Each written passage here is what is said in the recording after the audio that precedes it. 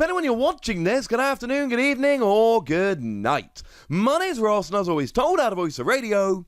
So today, we've got another new VMAX that we need to have a little bit of a look at, and another Pokemon V that I actually translated myself. Although, the lovely Antoine Boulet both translated the VMAX, and very much metaphorically held my hand during the translation, because I'm still new, but I'm a little bit proud of myself. You gotta let me have this one.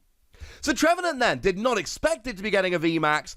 I'm not upset that it is. Starting off with the Pokemon V, then we got 210 HP, which is pretty standard. There are a bunch with 220, but I think 210 is alright. We'll be okay. We've got a retreat cost of 3, which is honestly kind of high and annoying, and a weakness to fire I don't like at the moment.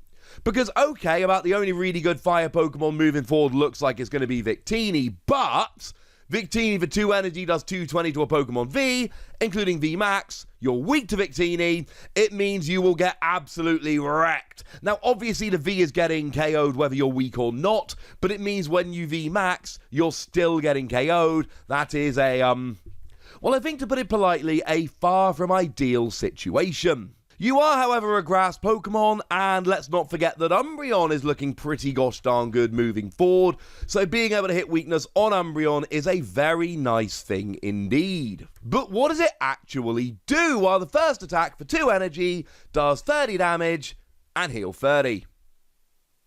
Okay.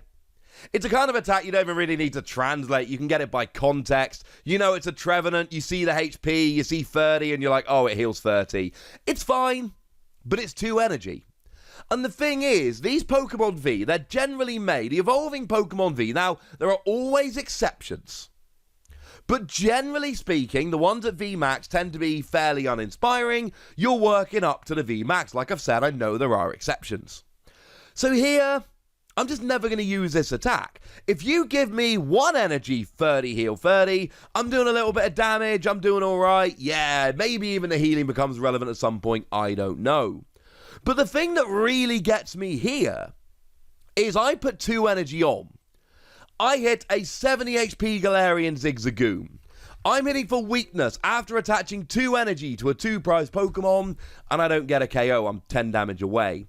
And sure, I can play my own Galarian Zigzagoon to make up the difference, but that's really not the point here, ladies and gentlemen. It is really not the point. It's not good enough. Not for 2 energy. And I'm kind of thinking that's deliberate. I don't think they're going like, oh man, this is gonna be tight. Or however people speak nowadays. I think they know it's an underpowered attack that's not good enough for 2 energy, but yeah, let's move on. For 3 energy, you do 120 damage, and you discard a card from your opponent's hand without looking. Okay. Fine. I mean, look, on the one hand, it's got a bit of hand disruption, and it's Trevenant, and a bit of disruption is always good, especially when you're talking about Trevenant. But again, we got 3 energy, 120, and I talk a lot on this channel, an awful lot, because I'm sorry, at the moment, it is extremely relevant. 120, 130. There are a lot of Pokemon with 120 and 130, and a lot of Pokemon that do 120, 130. So you want to have 130, you want to do 130. You don't want to have 120 or do 120, and here you do 120, and it's not good enough, it's too weak. Also, for 3 energy, nah.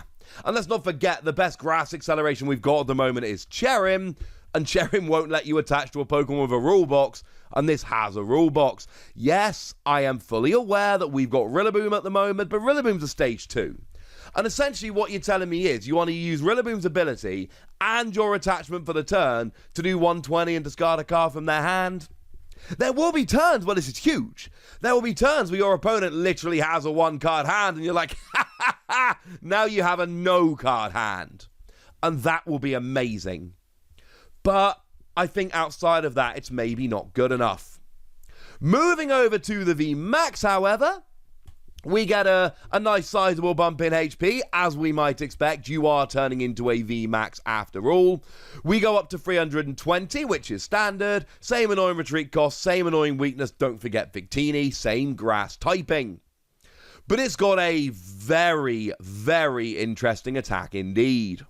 Incidentally, it's not free energy 180. Free energy 180 is not good enough. Sure, you've still got the energy acceleration with Rillaboom if that's the kind of thing that you are into. And you will get a one-hit KO on a Crobat here, because they've got 180. And you will get a KO on a Kricketune here, because they've got 180. So, you are hitting relevant things. Not to mention, of course, that an Umbreon VMAX with weakness, you will get a one-hit KO. It's actually not a terrible attack if you can get the free energy on, because you are hitting, genuinely relevant Pokemon for KOs, but that is not why we're getting excited about Trevenant. The reason we're getting excited about Trevenant is 2 energy. This attack does 40 damage for each supporter card in your opponent's discard pile. Oh. Well, that sounds kind of fun, ladies and gentlemen. That sounds kind of fun indeed.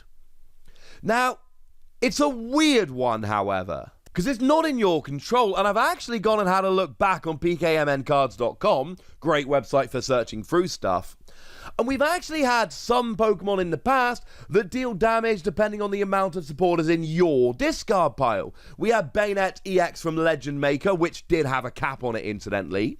We then had the Chandelure from Steam Siege, which I desperately wanted to work, especially because it had an ability, look at the top 2 cards of your deck, one in your hand, discard the other, but it was 10 plus 10 for each supporter card. It was never good enough. And then we had Bayonet GX, which brilliantly harked back to the EX, but was unfortunately also limited. And incidentally, that's it, right? They are the 3 that we've had. And as far as I am aware, we've never actually had an attack which is dependent on the amount of supporter cards in your opponent's discard pile.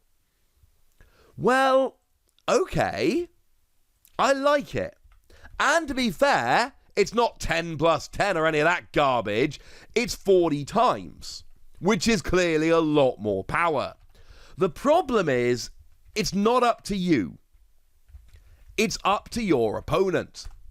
And that makes things very, very difficult indeed. Extremely difficult. Because, so let's say for argument's sake, you want to go and get a KO on something like, I don't know. Let's just say Crobat. 5 supporter cards in the discard pile will do 200, and then you'll get the KO. Obviously, I know you could add a third energy. Just bear with me for a moment. So I'm expecting or hoping for 5 supporter cards. If my opponent has only played 3, they're fine.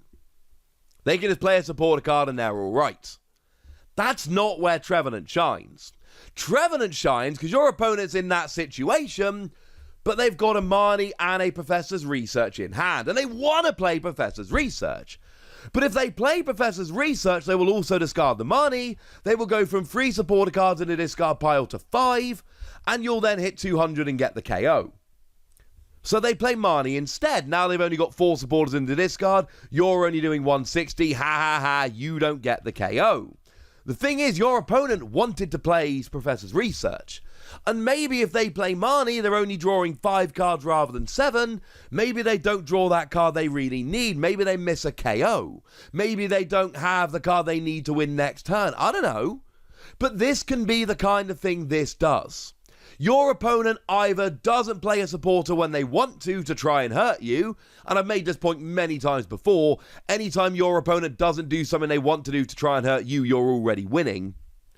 Or they do play a supporter, but they play a suboptimal supporter. They play one other than the one they really want to play because they're trying to hurt you. And again, it is the same kind of situation.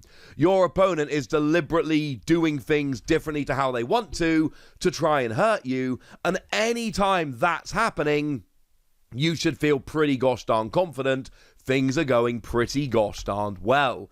That's what I like about Trevenant. There are going to be so many games where Trevenant VMAX isn't good enough. There are going to be so many games where your opponent just doesn't have enough supporter cards in the discard pile to make this work. But there are also going to be a lot of games where either your opponent does, or just the mere threat of Trevenant VMAX forces your opponent to do something other than what they'd really like to. And that's my point here, ladies and gentlemen. I'm going to go ahead and give this one between 3 and 4 Wassies. We don't give half Wassies. That would be barbaric. I still don't think it's a phenomenal card. I think there are way too many times this is going to not quite be good enough. But I absolutely believe that there are going to be a whole bunch of games where this is going to make a difference. And for that reason, I'm kind of a fan. But I want to know what you think. So let me know in the comment section, would you? Go nuts! Me nice! And then make sure you like this video, subscribe to this channel, follow me on Twitter at TheWassie, and Twitch for some live action at twitch.tv/PTCG Radio. If you want to support the channel, get some bonus podcasts and all that good stuff, head on over to patreon.com/PTCG Radio, where you can do exactly that. But by far the most important thing, as always, look after yourselves till next time, would ya? Thank you very much for watching. My name's Ross, and you've been watching PTCG Radio.